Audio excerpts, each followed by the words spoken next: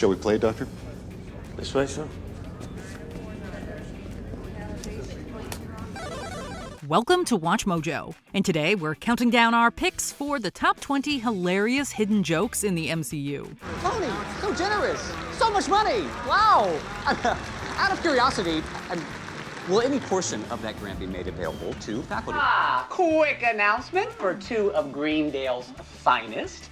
Payday is postponed until next week. For this list, we're looking at those hysterical callbacks, Easter eggs, and inside jokes that you might not notice on your first viewing. Since much of this hilarity is hidden during key moments, there will be a few spoilers ahead. Did we find the concealed comedy that made you chuckle? If not, share your favorites in the comments below. Number 20. I could do this all day. Spider-Man: No Way Home. At the beginning of the film, Peter and MJ have to escape from an angry mob that wants to squash Spidey. The cute couple quickly swings to safety. As they travel around Manhattan, we couldn't help but notice a billboard in Times Square for Rogers the Musical. In the Hawkeye series, Clint Barton saw that Avengers-themed musical with his kids. And hope you know the magic word is, hope you know the magic word is, hope you know the magic word is. Smash! Smash! Smash! He wasn't exactly a fan. Including it in No Way Home was a great way to make a fun and funny connection between the film and the Disney Plus series. At the same time, we can't help but wonder if the billboard was also meant to be a subtle dig at the infamous real-life musical Spider-Man: Turn Off the Dark. Number 19. You don't want to see me when I'm hangry. The Incredible Hulk. Whether you're on Team Ruffalo or Team Norton, you're still gonna love this OG Hulk cameo from the 2008 film. The appearance happens when Bruce Banner disguises himself as a pizza delivery person to sneak past a security guard. Who's the actor playing the hungry official bribed with a free pizza? It's none other than Lou Ferrigno. Hey pal, I got a delivery on 5. I don't think you have anybody up here. Oh man, I'm gonna catch hell if I don't collect. You gotta let me try. During the late 70s and early 80s series, he played the Incredible Hulk. Since the series didn't have the technology to make a CGI Hulk, they just painted Ferrigno green. He definitely had the muscles to play a convincing Avenger. While this early Hulk may not have been as large as later versions, we still wouldn't want to see him when he's angry. It's all right. Take it easy. That's it. Number 18. Love and Tattoos. Black Widow. Finally, the Red Guardian's time has come! Having Red Guardian as a character in this long-awaited film was a treat for comic fans. Alexei Shostakov, the first version of the character, was introduced in the Avengers comics in 1967. Before Natasha and Yelena rescue their father figure from Russian prison, we're given a glimpse at his many tattoos. This body art gives a revealing hint at Alexei's true nature. His love for the Soviet Union is demonstrated by the letters for Karl Marx tattooed on his knuckles. We can see the affection he has for his undercover family with a glimpse of his daughter's names and his wife's face. However, his large back tattoo demonstrates his first and truest love. It is a detailed ink drawing of himself, dressed as his superhero alter ego. It still fits. Oh my god. Number 17. A marketable skill. What if? Peter Parker has a delightfully disarming way of interacting with the Avengers. Hey, relax. I'm just your friendly neighborhood Spider-Man. Oh yeah? Well then, what the hell happened to the neighborhood? This endearing characteristic is used to great effect in the zombie episode of the multiverse-themed animated What If series. In the episode, Parker creates a video guide to tell people how to survive the zombie apocalypse. He also included some fun tongue-in-cheek skills for each of the heroes that appear. Our favorite nod is that Peter listed eulogies as one of Sharon Carter's specialties. This was a reference to the touching speech she gave in Captain America: Civil War for her Aunt Peggy. She had a photograph in her office. Aunt Peggy standing next to JFK. As a kid, that was pretty cool, but it was a lot to live up to. Unfortunately, she loses the ability to use this skill by the end of the episode when she becomes a zombie herself. Number 16. Aliens referencing aliens. Loki. Loki and Sylvie are two of our favorite Marvel aliens. Or do they only count as one? Either way, there are two soldiers in episode 3 of the Disney Plus show that are definitely not fans. When the Asgardian variants need to sneak onto a train, they run into two soldiers. Whoa, hey! Taking this one to Saru. Okay. And the tickets? The mischievous aliens are fortunately able to get past both of them thanks to Sylvie's enchantment skills. If you read the credits carefully, you'll see that these two soldiers are named Hicks and Hudson.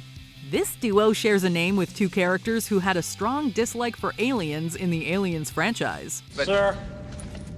What is it, Hicks? Hudson, sir.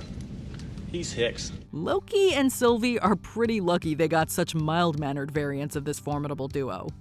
Number 15, a cheeky background photo. She-Hulk, attorney at law. Bruce Banner is mortified at his sassy cousin's obsession with Captain America.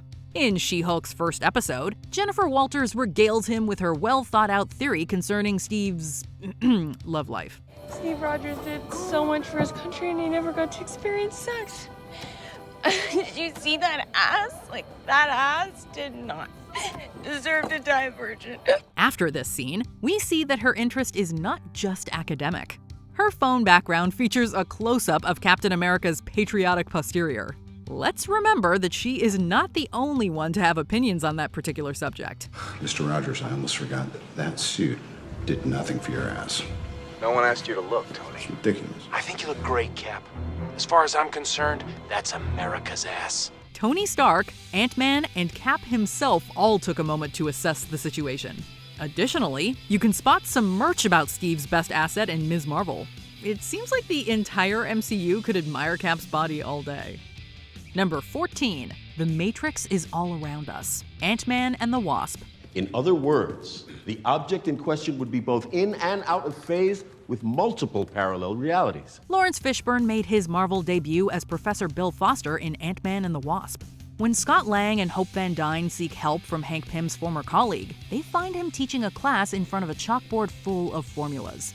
A careful eye will spot the word Matrix written on the board behind him. Although we know this is a real mathematical term, it is a fun callback to Fishburne's famous turn as Morpheus in the Matrix franchise. The Matrix? Do you want to know what it is? If we start to overthink it, we might start to wonder if the MCU is a part of that AI-controlled virtual reality system. If that's the case, would Professor Foster take the red pill or the blue? Number 13, will the real Loki please stand up? Thor Ragnarok and Thor Love and Thunder. Wait, hold on. I'm sorry, I tried to rule Earth. They'd be lucky to have you. It was such a fun surprise to see the faces of well-loved actors taking on the tragedy of Loki of Asgard as an amateur Asgardian troupe. There was also some hilarious history involved in these cameos. It's possible that the reason Matt Damon was so good at playing Loki in the Thor franchise is because he'd previously embodied the role in Kevin Smith's movie Dogma. Additionally, you might notice that the Asgardian actor who takes on the role of Thor looks awfully similar to Chris Hemsworth. That's not just great casting. It turns out that Luke Hemsworth plays the delightfully over-the-top Thor. Apparently, the God of Mischief wanted to lean on the fourth wall when he cast these actors. Majesty, should we start working on a performance of this entire debacle? See, people need entertainment, particularly now in times of crisis. Number 12. Can I get a hand? MCU Phase 2. If you look closely in Iron Man 3, you can see a hidden homage to a very famous moment from The Empire Strikes Back. Just kidding, you don't have to look hard. When Tony Stark cuts Aldrich Killian's hand off Luke Skywalker style, it's kinda hard to miss.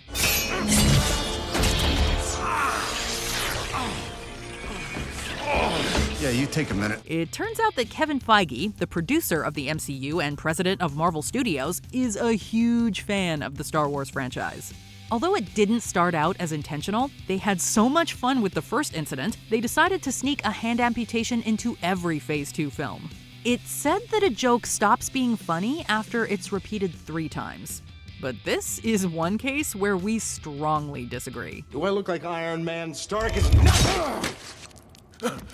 I'm sorry, I'm so... Number 11, a blast from the past, Ant-Man. Marvel loves to throw in cameos for superfans. In Ant-Man, we get to meet the first actor to portray the shrinking superhero on television. Garrett Morris created a hilarious version of Ant-Man for an SNL sketch in 1979. On the comedy show, he was mocked by the others for his less than impressive powers. Oh, best stay out of this guy's way. Oh, every molecule's quivering now. I don't see what's so funny. Is there something wrong with being Ant-Man? I mean, what's the joke? 36 years later, he was brought into Ant-Man's first MCU film. While Scott Lang is struggling to figure out how his stolen suit works, he ends up falling out of a window and landing on the roof of a car. What the hell? Not bad for a test drive. Keep the suit. I'll be in touch. The driver of that unfortunate vehicle was none other than Garrett Morris. He was probably happy that the hero's powers weren't just a joke in this film. Number 10, a unique collector's item, Avengers Infinity War. Although Anthony and Joe Russo are now known as famous Marvel directors, they didn't forget about the projects they worked on in the past. The brothers especially love sneaking hidden details from Arrested Development into the MCU. During the airport fight scene in Captain America: Civil War, you'll see a blue stair car pulled straight from the set of the TV favorite. George Sr. had escaped, a feat he'd accomplished by using the family's portable stairway vehicle. A true fan of the Bluth family will also notice the blue-skinned balding man with a mustache and cut-off jeans in one of the collector's display cases. This is a nod to the never-nude Blue Man Group-loving character Tobias Funke. Now that's a collector's piece that will be worth something someday. Are you crazy? Are you blue? Only in color, Michael. Number 9, name typo, Thor: Love and Thunder. During the rom-com montage that explains Thor and Jane's breakup, the busy Avenger gets called away from a romantic dinner. If you look closely at his phone, you'll notice he's being called by Nick Fury. This is a hilarious reference to the Team Thor shorts that explained where the God of Thunder was during the events of Captain America: Civil War. While living a normal life with his new roommate Daryl, the God of Thunder seeks answers to some big questions. On his homemade investigative board, he questions the true name of the leader of S.H.I.E.L.D. Fury, what does he really know? And is Fury his real name, or is it actually pronounced furry? But the longtime Avenger should probably be a bit more sure. Fury is very clear about what he prefers to be called. Everybody calls me Fury. Not Nicholas, not Joseph, not Nick. Just Fury. What does your mom call you? Fury? What do you call her? Fury. What about your kids? If I have them, they'll call me Fury. Number 8. What's my name? Ms. Marvel. 5:55, I suit up in the greatest Captain Marvel costume the Earth has ever seen, and don't worry, it'll be finished by then. To say Kamala Khan is a huge Avenger fan would be a gigantic understatement. This fangirl loves the team so much that she creates her own films about them. So naturally, she just had to go to AvengerCon. The event was full of everything a diehard fan could ask for. In one t-shirt booth, you catch sight of the distinctive figure of Guardians of the Galaxy favorite Groot.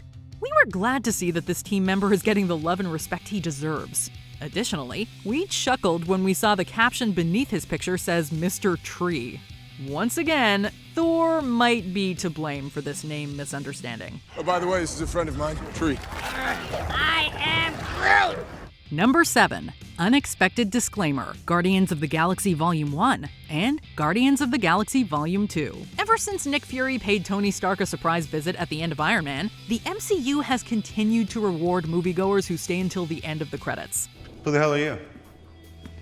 Nick Fury, director of S.H.I.E.L.D. Oh. I'm here to talk to you about the Avenger Initiative. But even diehard fans might have missed a comical disclaimer found at the end of both Guardians of the Galaxy films. The first volume's end credits read, "No raccoons or tree creatures were harmed during the making of this film," while the second one's adds, "The same cannot be said for handlers of said raccoons and tree creatures." We're glad that great care was taken with this endearing chaotic duo. Considering Groot's dangerous branches and Rocket's acidic remarks, we're not surprised that working with them can be hazardous to one's health. Put him in the bag! No! Not her handle! Learn genders, man! Go out fighting! That's not fair! Number 6. Throg in a Bottle, Loki. Many of the Loki variants we see in the Journey into Mystery episode are inspired by the comics. But there's also a very funny Thor variant hidden for comic fans to discover. In a blink and you'll miss it moment, we see a red-caped frog stuck in a jar. The little amphibian is desperately trying to hop to Mjolnir. Additionally, that jar is labeled T365. Sorry about that time. I turned you into a frog. It was a wonderful joke. It was indeed hilarious. That just so happens to be the Thor comic where the god of mischief turns his domineering brother into a frog. As an added bonus, Chris Hemsworth actually voiced the tiny amphibian god of thunder. Hopefully, Throg makes a bigger cameo in a future MCU project. Thought you could defeat Asgard's warriors? I say thee, ribbit. Number 5. You should always be prepared. Captain America, the First Avenger. Howard Stark is the king of snarky statements. While demonstrating a series of potential shields, he tells Steve, Although, Hydra's not gonna attack you with a pocket knife. Although he meant it as a joke, it soon becomes clear that you should never underestimate Hydra. One of the villainous agents does indeed attack Captain America with a knife before the end of the film. It's the kind of quick joke that some viewers might not put together during their first few viewings, but it is definitely a fun reward for those who pay attention to small dialogue details. Thanks to Howard's joke, Cap may always be prepared to see a knife when Hydra sends someone after him. I can do this all day. Oh, of course you can, of course. Number 4. Dude, Iron Man. A major character in Tony Stark's superhero origin story is Obadiah Stane, friend, mentor, and ultimate betrayer. Jeff Bridges plays this despicable traitor in the MCU's first film, but we also get a callback to one of his more lovable characters. During the film, Tony sends Pepper Potts to search Stane's files for information on the sale of illegal arms. The file that details the traitorous mentor's misdeeds shows that the weapons were shipped on the MSC Lebowski. That ship is named after Bridges' very chill character, Jeffrey the Dude Lebowski. Are you employed, Mr. Lebowski? Wait, let me explain something to you. I am not Mr. Lebowski. You're Mr. Lebowski. I'm the dude. We definitely appreciate the humor in putting these two wildly different characters together. Although Stane meets a well-deserved and explosive end, we know in our hearts that the dude abides. Yeah, well, the dude abides. Number 3. Cursed Hand. Doctor Strange in the Multiverse of Madness. If you're watching a Sam Raimi film, there's a good chance you'll get a cameo from actor Bruce Campbell. In Doctor Strange's multiverse journey with America Chavez, the Evil Dead actor mans a pizza cart in an alternate universe. And Pizza Papa does not appreciate Chavez's attempt to take his food without paying. To help create a diversion, Strange curses the aggressive seller.